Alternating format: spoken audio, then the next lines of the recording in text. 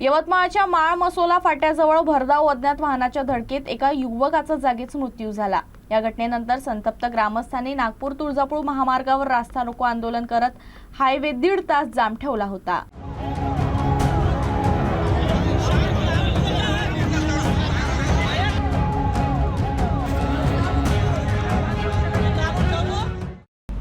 यवतमाळजवळील माळ मसोला फाट्याजवळ हा भीषण अपघात घडला।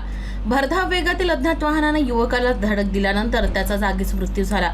अपघातानंतर वाहन चालक घटनास्थळावरून पसार झाला। घटनेची माहिती मिळताच परिसरातील नागरिक मोठ्या संख्येने घटनास्थळी पोहोचले। मृत तरुण हा धाब्यावरून निघाल्यानंतर काही अंतरावरच हा अपघात झाल्याची माहिती आहे। अपघातानंतर संतप्त गावकऱ्यांनी नागपूर तुळजापूर महामार्गावर टायर जाळून रस्ता रोको आंदोलन केलं। यामुळे महामार्गावरची वाहतूक 1.5 तास ठप्प झाली होती।